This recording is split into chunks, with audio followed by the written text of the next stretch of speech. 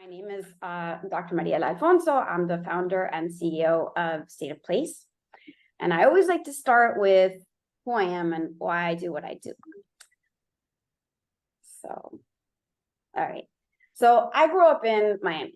You could probably tell a little bit by the accent, but not this Miami. As a first generation Latina, the daughter of a single mom that was barely getting by on a secretary's salary, raising me and my brother with special needs, this was my Miami. And my version of Miami meant poor schools, poor infrastructure, poor mobility. And tragically, the death of my 15-year-old friend who was killed while crossing a 6-lane road, just like the one that I cross daily. But my story isn't unique. The post-2020 world has made it excruciatingly clear, as we've discussed here already, that where we live predetermines how well we live. From who suffers from diabetes, to who can safely access a park, to who's impacted the most by floods, and who can access a good job. But this spatial inequity isn't just morally wrong. It costs us all a lot of money, over $7.2 trillion annually across health, climate, crime, economic inequality costs, and more. But today we have a historic opportunity and responsibility to foster more just, thriving places. And many of you today are here just because of that. You want to do that. So how will you get there? Or better yet, why aren't we already there? Because this has been happening for a long time. Well, federal, state, and even private capital dollars might be flowing, but for all the talk about AI and smart cities, most folks are still making decisions based off of what's worked before, who's the loudest in the room, what deal can be more easily financed, working with the same folks you always have, and then coming to a community with a fully baked or, on second thought, probably half-baked idea, and you wonder why there's a sea of no's and the project can't actually get financed or approved. Or why we end up with the same old projects that won't really move the needle on sustainability, impact, resilience, whatever we call it. So I'm here, your resident urban data geek, to tell you that there's a better way. And it starts with some math. And I have a feeling that a lot of you can understand that language, but this math is a little bit different. So you see, I've spent over 2 decades quantifying the relationship between the built environment and behavior and how that translates into value across social, health, environmental, and economic domains. So let me walk you through a little bit what I mean. So remember these 2 places from earlier? Sit with them for a minute. How does each place make you feel? Which place do you prefer? Which place might you avoid? Well, their design has a lot to do with how you're feeling. But design impacts more than just your feelings. It influences the places we go, how we get there, what we do when we get there, and how safe we feel and actually are in these places. And then this translates into the tangible stats and metrics that matter to you, city and placemakers, and the people that you're making these cities for, like reducing collisions or getting more children to safely walk to school, or improving health outcomes and mitigating greenhouse gas emissions, or reducing gun violence and improving community well-being. It's all interconnected, this relationship between place, people, and quality of life, or infrastructure, behaviors and perceptions, and yes, KPIs and ROI. You can't really look at one without understanding the other. And making these connections tangible so you can target where and what to invest in to equitably optimize value while quantifying that value so you can get those approvals, funding, and the buy-in that you need to make these investments happen. That's how my company, State of Place, leverages evidence with a little bit of tech thrown in the mix to deliver more just, thriving places. So let me show you a little bit about how. So first, we are extracting data on over 125 different community scale infrastructure assets, like sidewalks, benches, and crosswalks, things that actually matter to folks with disabilities, as our previous speaker was talking about. We extract this data from street level images using various machine learning models And then our algorithms pull all of that data into a score that we call the state of place index, which measures the built environment quality, walkability, bikeability across 10 different aspects of urban design that we know empirically impact people's choices to walk and all those other quality of life factors. This data, we then visualize it graphically, but also spatially to be able to target and prioritize divested areas of opportunity. And you get a full inventory of what's working and what's not, and where, down to which streets lack trees, playgrounds, or lighting. And that's just the diagnostic part. So as I mentioned, for over 20 years, I've been quantifying the exponential value of place and have built a series of forecasting models that can help us identify the most effective interventions to drive that value and then predict that value. So for example, based on a Brookings study that I co-authored a while back, we evaluated the relationship between an area's state of place and their economic value as well as social equity. And we found that for every 20-point increase in the state of place index, there was a $9 square foot increase in office rents, 7 in retail, $300 unit increase in residential rents, an 80% bump in retail revenues, and an $81 per square foot increase in home values. In Philly, we collected data on 17 zip codes throughout the city across different aspects of vulnerability. And then we found that places with a lower state of place index were tied to higher COVID rates. This was when people were thinking about this more, higher rates of chronic disease, higher flood and heat rates, and also crime. And we also found that these places had higher concentrations of Black, low-income, less educated residents with higher household sizes, less access to a vehicle, and were less likely to work from home. So our regression models were able to quantify that increase of into 5 points in the state of place index, translated to, for example, 1 fewer COVID death. 10 points meant 5 fewer folks hospitalized with COVID. 20 points was tied to 0.5% reduction in transmission rates. And then similarly, places in the floodplain scored 17% less on state of place on average at those that were not. And it was the same story with heat. An increase of 10 points in the parks and public spaces sub-index was tied to a reduction in 0.5 degree, which really adds up. Meanwhile, places with a below average state of place index had 8.7 times more homicides than those with higher, or rather lower state of place index. In Durham, we were able to assess the impact of the state of place on the likelihood of vehicle collisions, and to really be able to understand what was impacting the safety of pedestrians. And here we found that for every 1 point increase in the state of place index, the odds of a collision decreased by 12.3% on average. We also worked on a study with Caltrans where we looked at the relationship between state of place and how much people were driving, which has a direct relationship to greenhouse gas emissions. And we found that there was a big difference in terms of, again, like below versus above average state of place. People that were living in a below average state of place were driving 2 times more than those that people that were living in an above average state of place.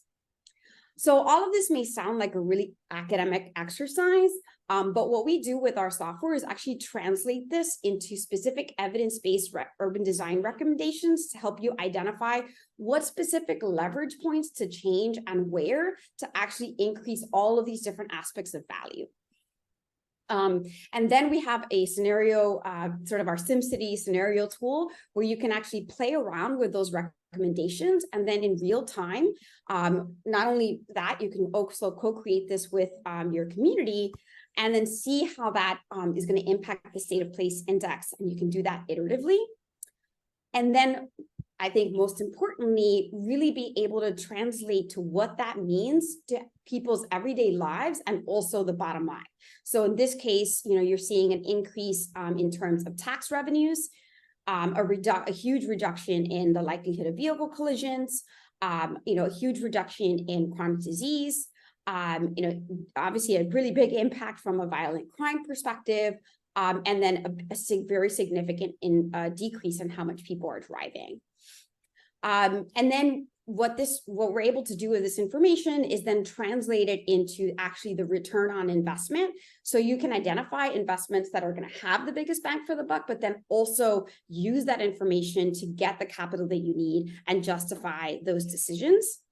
As well as we're able to actually predict what the impact is going to be to things like residential rent and for sale residential values, which then helps you understand what the displacement threat is and get ahead of it so that your actual investments have the benefits to the people that you actually want to benefit the most and who need it the most. So ultimately, really what this is all doing is showing the exponential value of place and using evidence as a way to facilitate better decision-making and communication and co-creation to deliver spatial justice. You're talking about better decisions where you can target investments where they're needed most, prioritize the most effective interventions, facilitate much more transparency, of course, optimize value, but do so equitably, and then make these cross-cutting decisions so you can work with multiple stakeholders. And on the communication side, these are outcome-focused, empathy-driven. You're really telling a story about why these investments matter, which then helps you build trust, get to yes, and collaborate with multiple stakeholders. So ultimately, this is really about using evidence to change the story so that we no longer have a situation in which where we live predetermines how well we live. Thank you.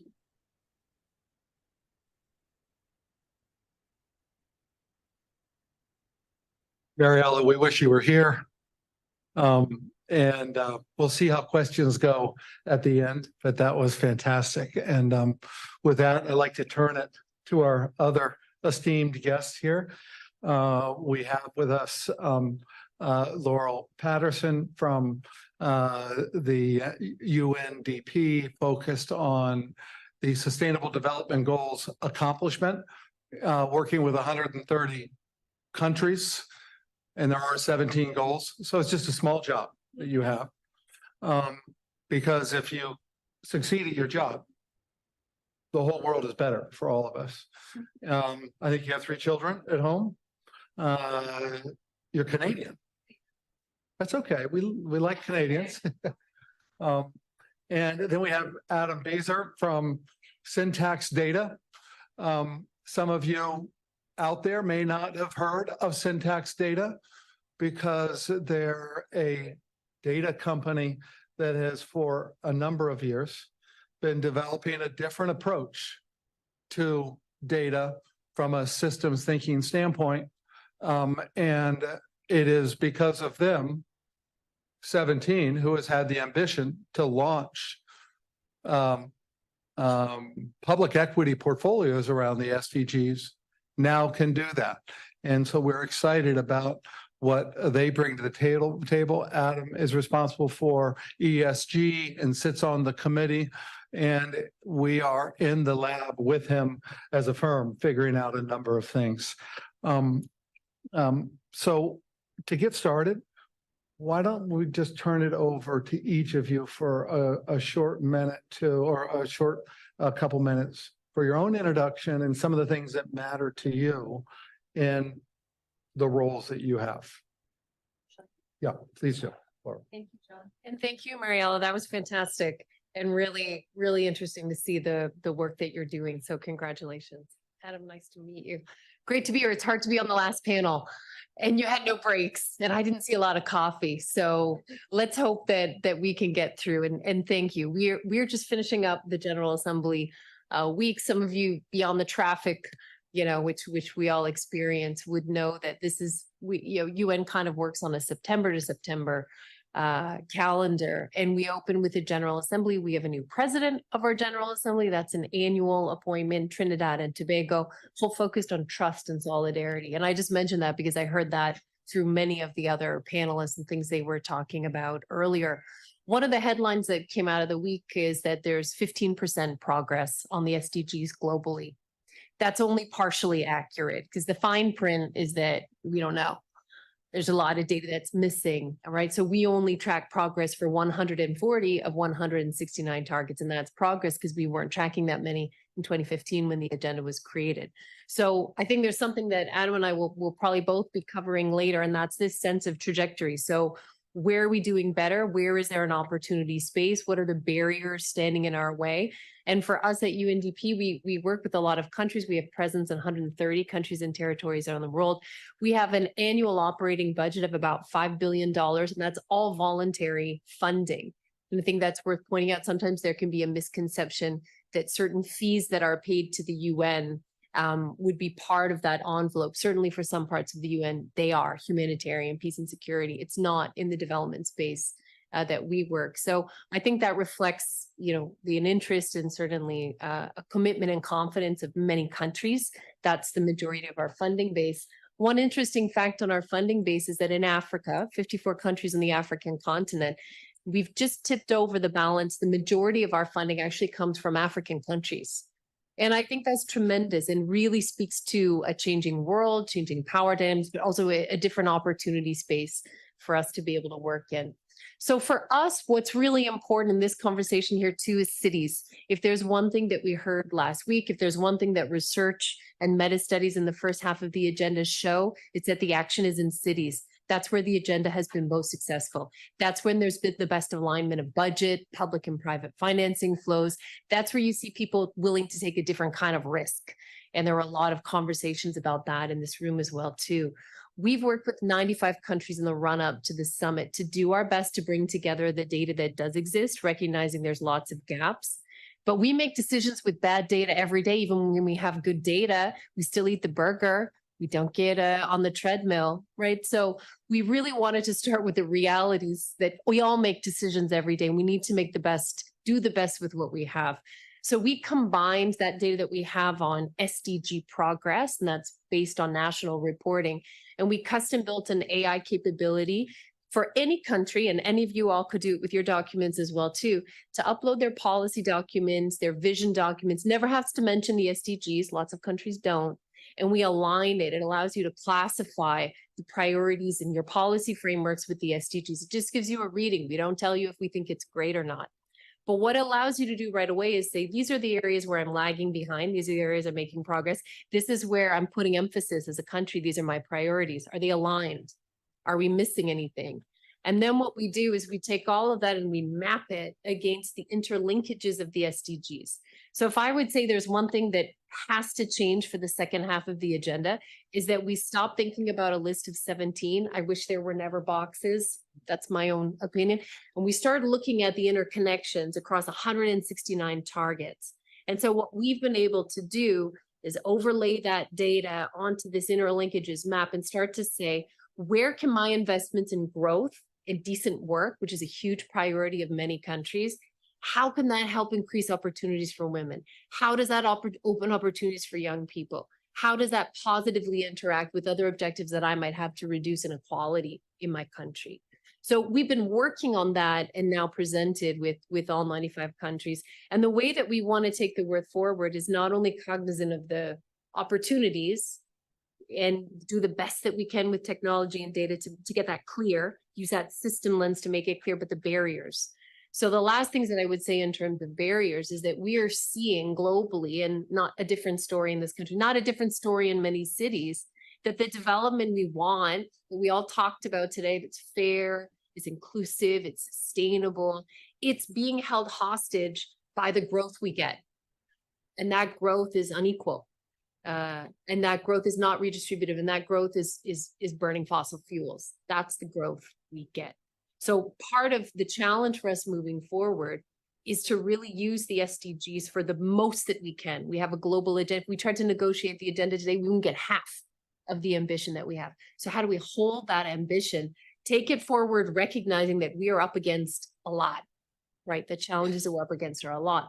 And in addition to growth, the last big challenge area is around financing. So for the majority of countries around the world, the poorest countries in the world, they spend 2.4 times more servicing their debt than they do on investments in social assistance, 1.4 times more on servicing their debt than they do on health investments. So it's not an open playing field. It's not that I could make any choice in the world and I choose this. It's extremely constrained. And what I think is really interesting about the conversations here, the amazing work, and John, thanks again for having me, is to bring this kind of a systems lens to a wider group of partners, because we are all part of these solutions. Climate change doesn't care if you're on the Canadian or US side of the border, right? So all of these ways, we see this in movements of people that are affecting all of us. So to me, I'm just delighted to be part of this, share a little bit of what we're working on at UNDP, and be really intentional. I would want to be really intentional in the space to say, where are those opportunities for us to come together, share intelligence, share knowledge, share data, build new coalitions. It goes certainly beyond borders, but cities are a tremendous place to start. So thank you. That's great. Thank you. And Adam, I'd love just to get a starting point of an introduction and a little bit about syntax in your perspective. Yeah, absolutely. It's great to be here. Thanks, John. So at Syntax, we are a data company, but we make investment products, and we want to make high quality investment products using our data sometimes, but also using other people's data, using the best data out there and combining it to create really high quality investment products that aren't greenwashing, that aren't SDG washing, that give you good risk and return profiles. That's what we really care about. And that's what I care about. I want to drive capital to impact solutions, whether it's sustainable cities, whether it's clean energy, whether it's whatever the theme, I want to drive that at scale.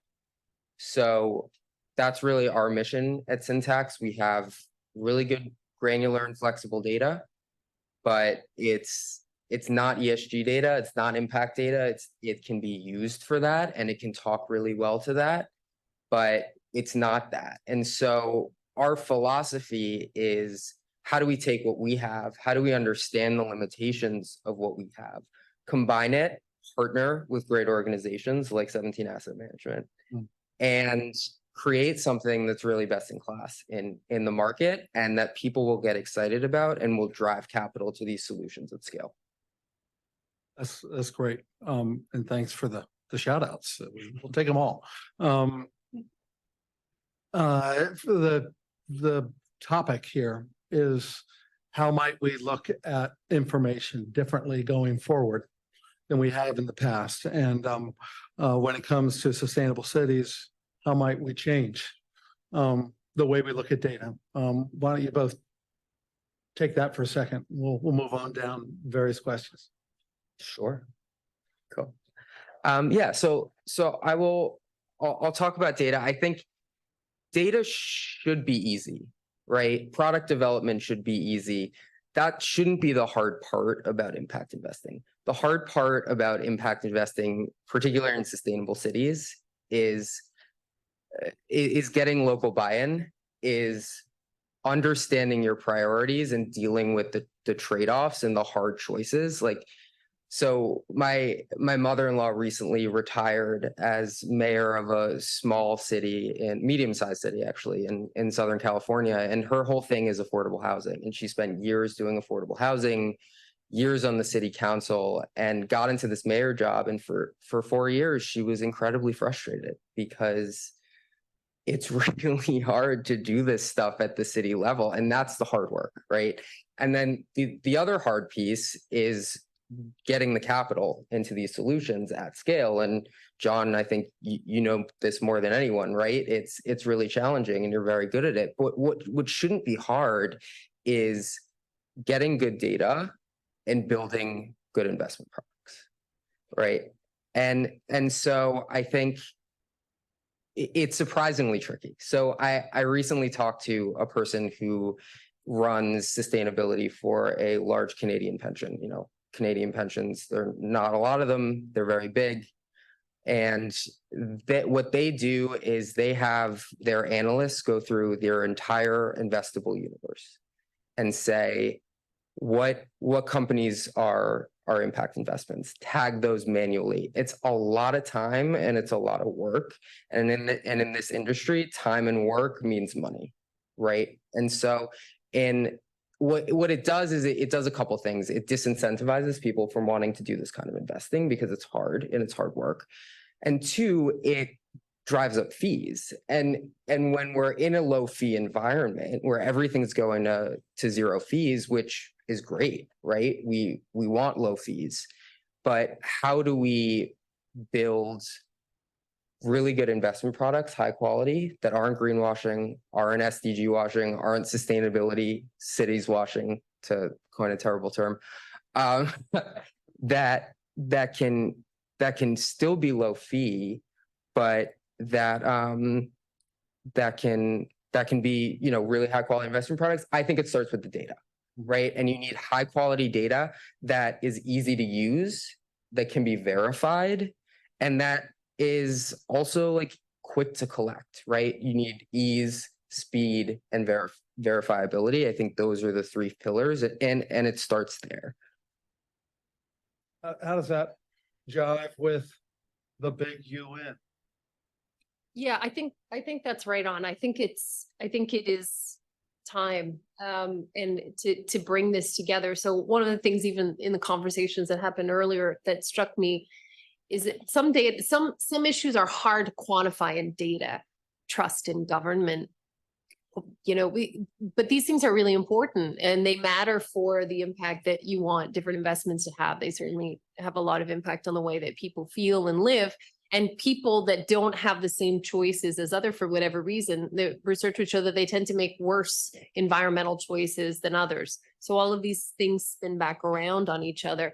So for us, investing in data or investing in trying to understand progress on topics that are more difficult, that's where we're focused right now. And that's difficult. So goal 16 is so important. And what you'll see even in the work that we do, it's patchy.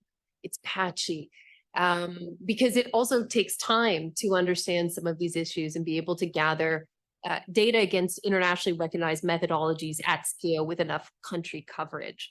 But I think it's essential to do so. The other thing, besides the sort of complexity of some of the issues, that we really need to understand, you can't simplify them down to a soundbite. If you did, it wouldn't matter.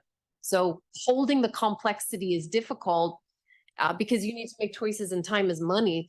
But I think it remains important to hold that discomfort, because we're trying to understand something that's difficult.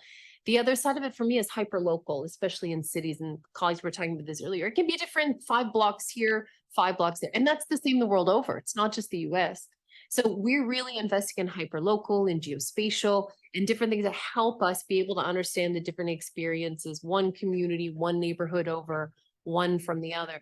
If you can't understand that, it's very difficult to work with governments and support them in making decisions, again, with very limited budgets, lots of constraints that are targeting those vulnerable.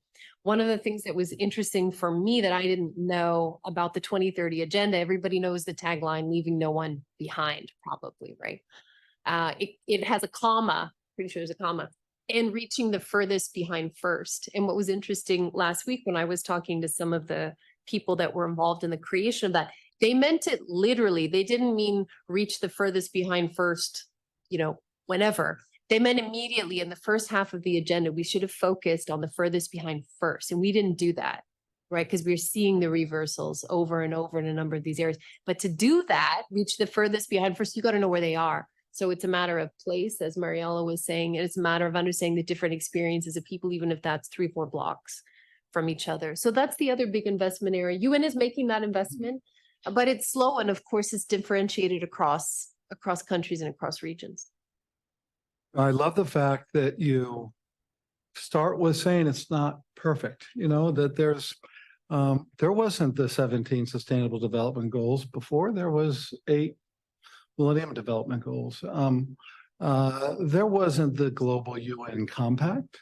There wasn't so many things that these last 15 years has taught us, and getting a lot of people, hundreds of thousands of companies, and all of the countries to partner together to try to achieve this. It's been an amazing learning session. We have failed forward. Now we have another 15 years.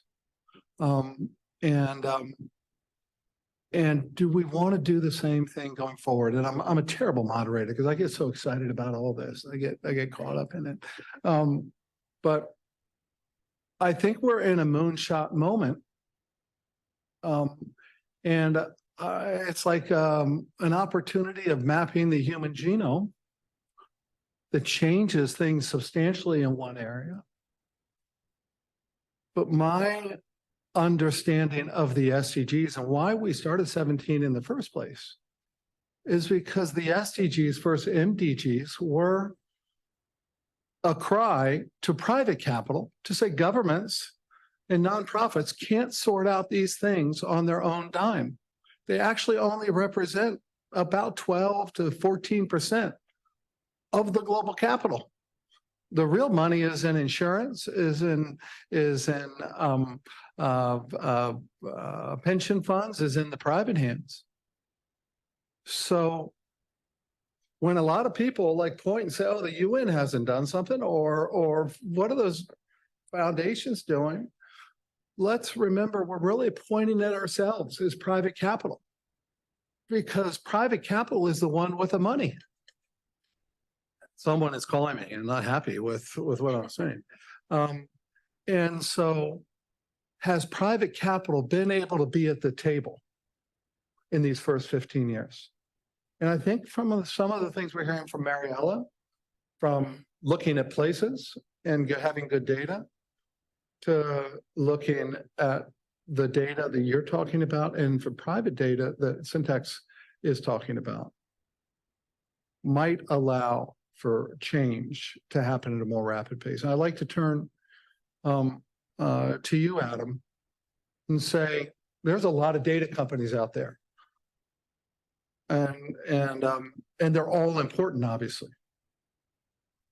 Why is Syntax, what species are you? Like who, why are you at the table? And why, when we go meet people at Syntax, there's a number of people walking around and they all have never left. They have started, I don't know when you started, but a number of years ago, and have created something. What is the philosophy and where does it come from?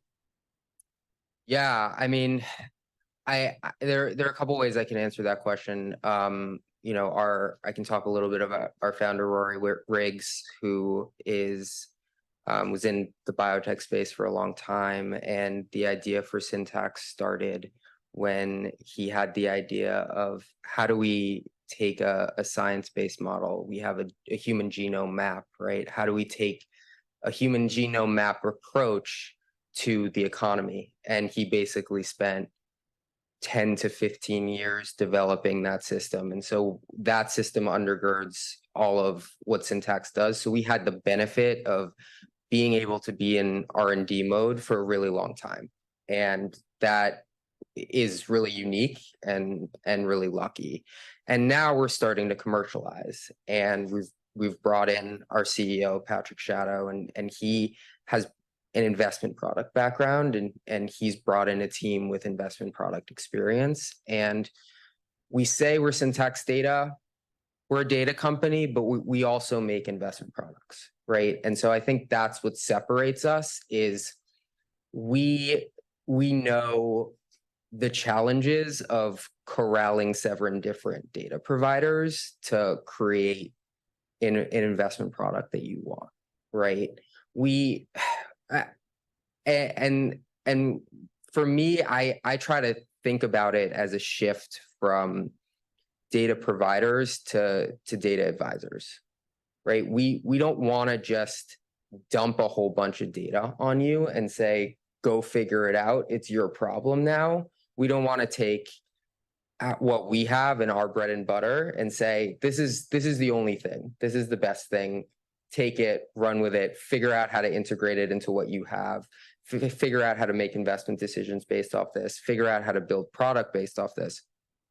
We really, from that investment product experience, we know that disincentivizes a lot of people. It turns a lot of people off. They say, I don't know what to do with all this data, right? I don't know what other data can complement this. I don't know what it can do. I don't know what it can't do, right? And so I think we take that role really seriously and want to work with our partners as advisors and not just data dumpers. Right. Laurel, would you say that with this discussion today, starting with hearing Philip at the early part of the day, but through the day of data from Mariela and now you all. Are we going forward in a same as way of using data, in a same as way of constructing solutions? Are we in a new phase? And if we are, what phase would you call that?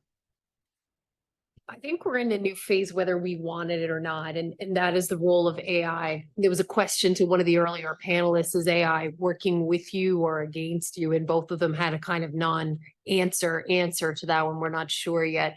But I think it's so important with the speed at which this technology is moving that we figure out the best way of using it to understand the data that we have, bridge gaps, be clear about what they are, understand what are the data is based on a set of assumptions. So what are the assumptions underpinning how we're collecting certain information? Why? How are the questions being asked? All these kinds of things.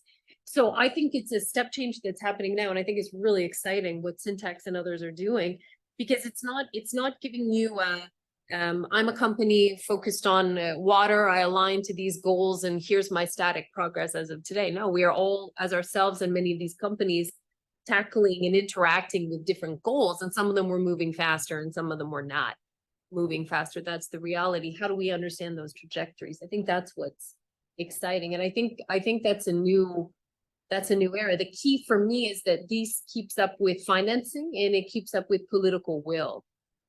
It's really important that people make tough decisions, different decisions than they may have wanted to before, in different rooms like this, which is why for me, I always love coming into these spaces, not our usual space at the UN, we're not normally, but this is where we need to be, because that's how serious and urgent the issues are. So financing, political will, yeah, data in this work is going to give you a stronger evidence base. This focus on advisory makes perfect sense because most people don't know what to do with this and don't want to say so. Most people in governments don't want to say so. We'd say, look at this graph. This is powerful. And people go, wow. You don't, and so spending time and working through that matters because you need the data to inform choices and you need that to move money. You need it to move financing fast. So for me, it is a next era, but it's one that we need to rapidly keep pace with it and ensure that it's serving our direction, our narrative, and we aren't sort of somehow becoming subservient to it. Right. Absolutely. Further comments on that, Adam? Are we in the same as, or is there a different era that we are in when we think about data?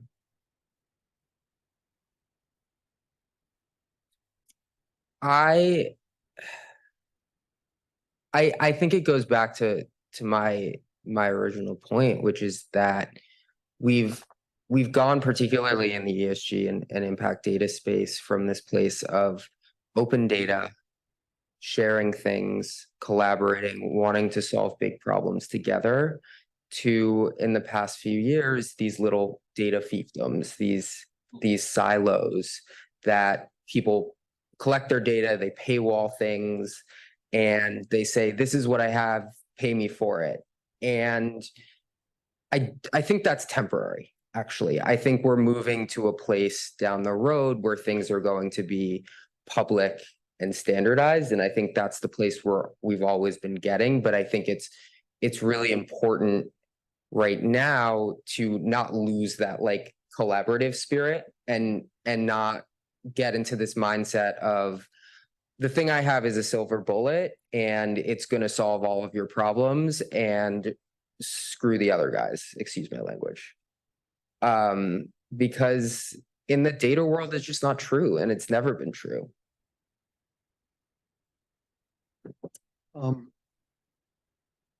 I'd just like to throw in my viewpoint that from a standpoint of, we've talked about banks, we've talked about big institutions, we often vilify them. I don't think that's useful. I think we need to meet the money where it is. That's where the money is. Behind those institutions are individual investors and the pension funds. As innovators, we have to innovate. And if we innovate, we will change some of the processes of the big firms. I'm excited about that. I think one of the belly of the beast in capital is investment banking. Investment banking is the part of the supply chain that products are designed. And that's where investment bankers talk to someone with a need for capital and structure product. And if I could ask the investment banking community to start challenging themselves to be design thinkers, to understand that we're in a world of solving problems right now, it's going to take systems thinking. And so we have to understand the problem and then design around that. And to do that, we have to reach out and define and create what stakeholder capitalism should be about. So we really understand the problem through all stakeholders. That's a systems change we have to make in the capital formation process. In that, it'll be easier for those investment bankers to do that with new types of data. We've heard data discussed today that didn't exist 10 or 15 years ago. And the practices of financial creation were built on the practices of the past, which were basically industry models. You go to grad school, you learn how to do models on industries, and you then go work for the senior investment banker, and you do models based on the industry that investment banker is. And that's it's very intellectual work. But if we're modeling everything versed on what's been in the past, we'll just create a small derivation of what is going to be in the future. Whereas we need to take a more design approach and design to the problems and do what maybe more West Coast thinking is. And I would throw the SDGs in that. The SDGs are 17 big problems. They're not a comparable. They're not a set of comparables. So regular banking doesn't work. And so therefore, we have to design to those problems. And they are all investable opportunities. And so the data opportunity that exists now in these next 15 years, I think we can see tremendous growth in solving those. I know we couldn't have launched the 17 equity model portfolios that we're just launching if Syntax Data hadn't put together what they put together. And they didn't have that a year ago. No one did. We couldn't be thinking about putting funds together if we hadn't met Mariela, who's doing geospatial predictive analysis on looking at how money deployed in the streets in a city with precision in a neighborhood could grow values in places. So how great is it we can go to real estate players and help put those funds together? So I think we're in a new world. I think we're in a systems change world. I think the SDGs is a tremendous set of goals we should all take on. I think everyone here should be thinking about how they make investments, how they make decisions, what data they're looking at, what questions they're asking. Make their investment bankers stronger, make their advisors work harder for their money.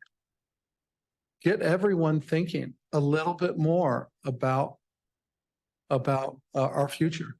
And, the last thing I don't want, if we're in the Reed Smith space shuttle, we're all here. If this event was in the Reed Smith space shuttle and we were all physically there, we'd be looking down at our cities and saying, Houston, we have a problem.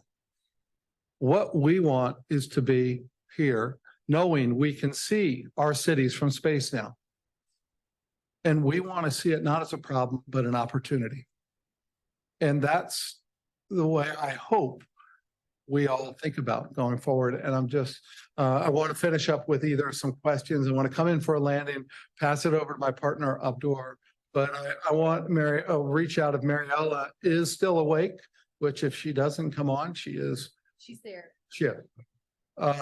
To see if you have any last comments, and then we'll, from there, pass it on for last comments from each of you.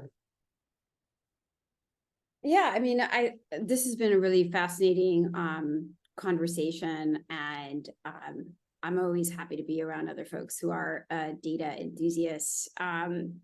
I did want to point something out, and I hope this isn't too nerdy, but I think it's an important distinction to make, and one that I've been discussing with Philip for some time, actually, about the difference between data and evidence. And I think this is sort of getting what you were all getting at. Data is sort of just all the different points all together. It's just descriptive. It's just telling us what's happening. If you only offer data, you're often offering people sort of a view of all the problems they have and none of the solutions. So evidence is a way to say, okay, let's connect those dots. What are the factors that are contributing to what we're seeing in the data? How does the built environment factor in? So connecting those dots, connecting all those pieces of data, that's transforming it into evidence so that you can understand what leverage points to actually focus on, to change what the data is saying, and to tell a better, to actually drive that story, not just tell the story. So I think it's a really important distinction, because this is what we've always been trying to do, is pull that evidence out of the ivory tower and translate it into something really actionable. And while lots of people have been talking about data, and there's a lot of data companies out there, and I think it's really important, and I'm loving the adoption of it, we still need to go one step further in order to really translate that into the quality of life outcomes that we're all wanting to, impact together. Great, thank you. So good. Such a good point. Laurel, last comments? Thanks. I mean, the one thing that I think is exciting about the SDGs in the second half, and that I think we shouldn't forget, is that this is fundamentally an equity agenda.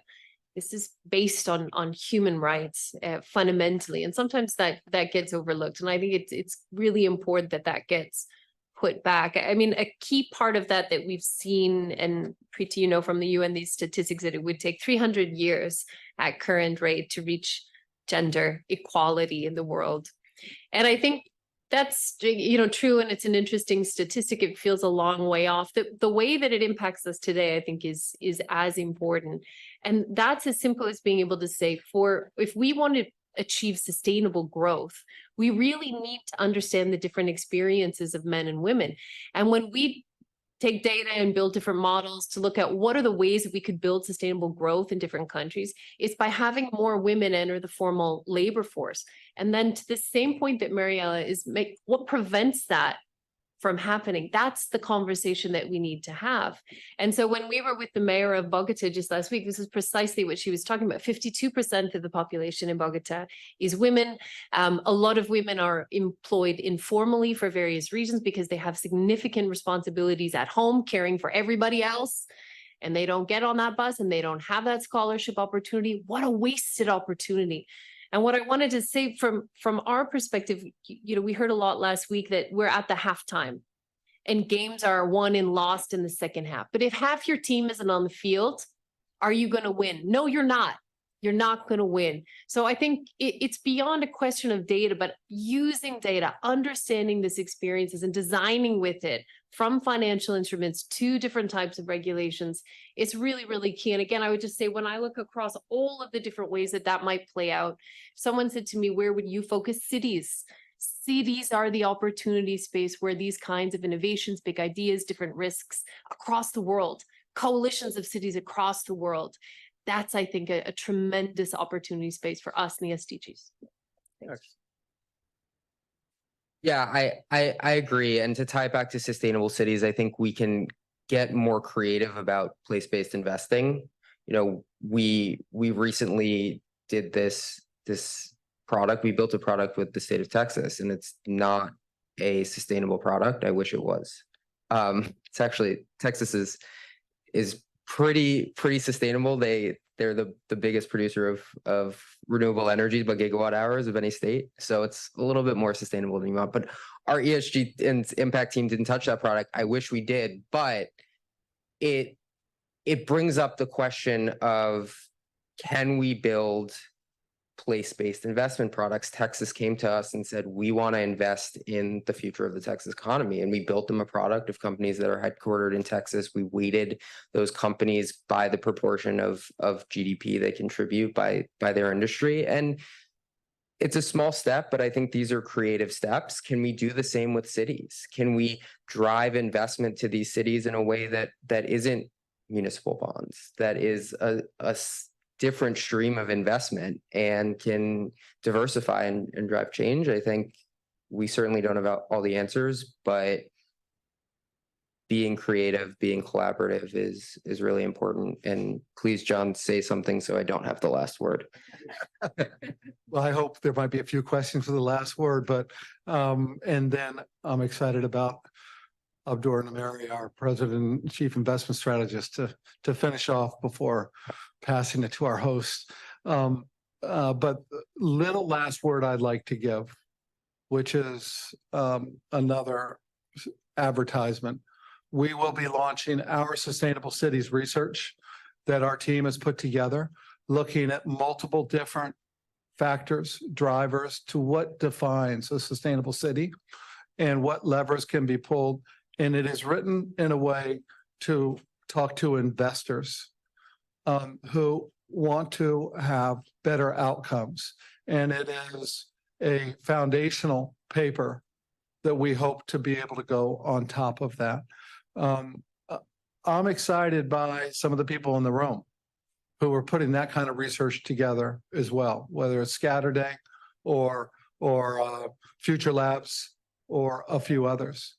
And we need to embrace the best knowledge we can get on that evidence-based decision-making.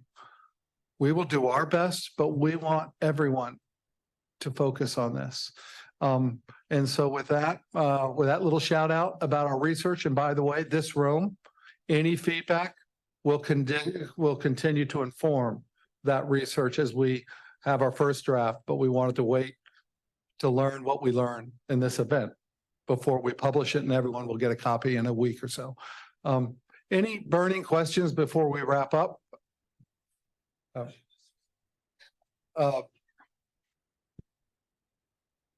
Just to expand on what you just said on sustainable city, more actually metro, two facts. Everybody talk about pollution as a global problem, but we all blend at the same time. The world right now we're trying to do is quoting the UN Secretary General is the goal that we should have less pollution by at least 40% by 2030. As of now, we have 11% in the increase of pollution. Fact. Second thing, the whole world is crumbling, and everything we're talking about is basically creating another Wall Street. We need the money to solve the problem, which is good, but this is going to take us another 50 years. But what very few people are talking about is, what about the root cause of this pollution? What are the top 3 pollution around the world that we can actually turn a switch tomorrow? Fact, over 50% of global pollution is actually generated by top 2%. Let me tell you, technically I'm / one of them. I was living in Silicon Valley, top neighborhood, and then everybody's driving Tesla, and everybody's green overnight. Fact, I was driving a German sport car. My neighbor like, why are you driving this, you polluter? And he's, Stanford educated about, really? I don't think so. No, you're a polluter. And how about you? I'm not. I dig in, I swear to God, I sponsor research in whole Silicon Valley. That was the question. Who is really driving the pollution? Just hit me. Here's another fact which actually you should consider. It's also for Mariela as well, by the way. It's awesome. The entire Bay Area, 80% of pollution, you can stop it within 1 month. So we reached to the city, both San Francisco, San Jose, we asked them, who's driving pollution? Their answer, population growth, old infrastructure, there's nothing you can do about it. And here's a fact, 40% of the pollution in the Bay Area actually are split between landscaper, home improvement and maintenance, and package delivery. Hold on, go into empty home. Most home actually 20 bedroom, either nobody live or 1%. That's all the 2% I'm talking about. Well, at the same time, if people are driving a Prius and Tesla, I'm green. Another 40% are actually most of if not the largest employer, who are actually hiring people 200 miles away. They're forced to drive to the office versus launching a satellite where people live. Instance, for example, people live in San Francisco. Why are you shutting all these paths back and forth? Why don't you create a satellite office there? So this is roughly 80%, just as a 50 cents for you. That's my comment. Thank you. We're gonna, no one here is gonna solve to the 80% overnight, but by creating those, if those are facts, and to disseminate them to decision makers, better decisions will be made and we'll make quicker progress. So that's our role is research and data and dissemination. Any other questions before we're getting very close to drinks and I don't want to. This is a question for Mariela. Can you hear me? Yes.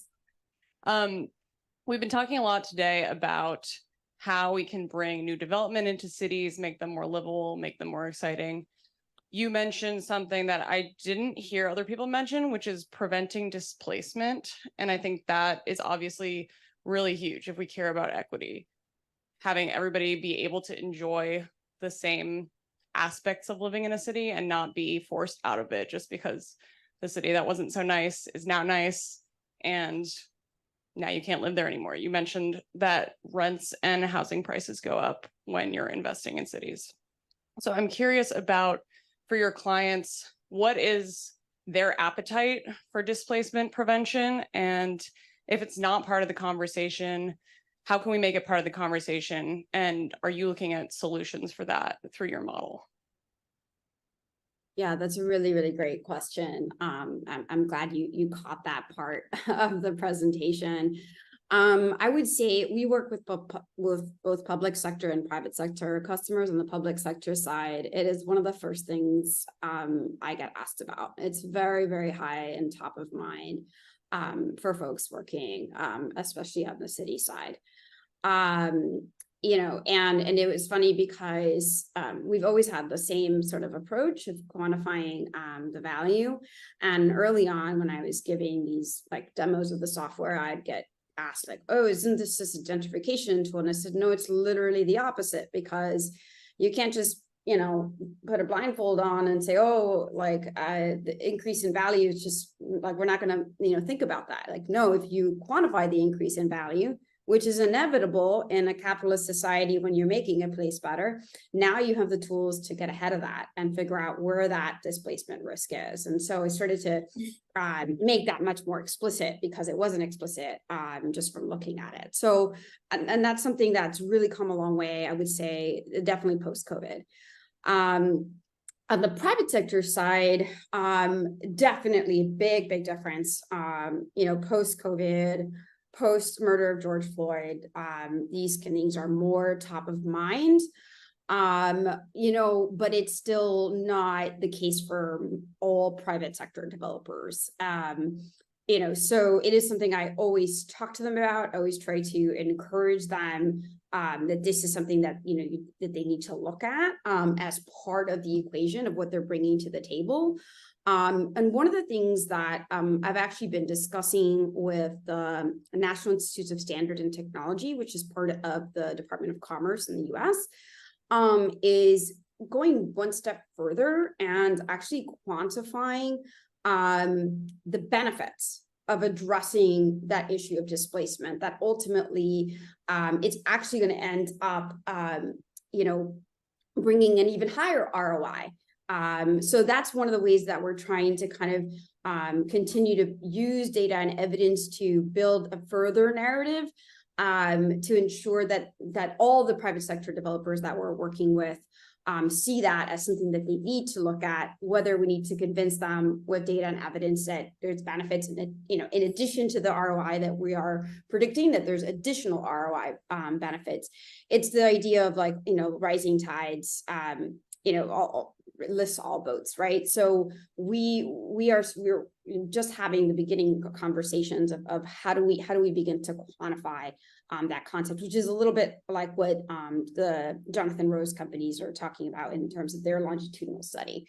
But I would say that, yes, this is definitely still much more top of mind now than when I was first talking about this to developers 20 years ago, when they were, they weren't even considering design, walkability, equity, none of it. So we have come a long way. There's still a long way to go. And I will do my best with evidence to continue to advocate for equitable places. I'm going to thank our panel for a really great set of thoughts. Thank you, Laurel, and thank you, Mariela.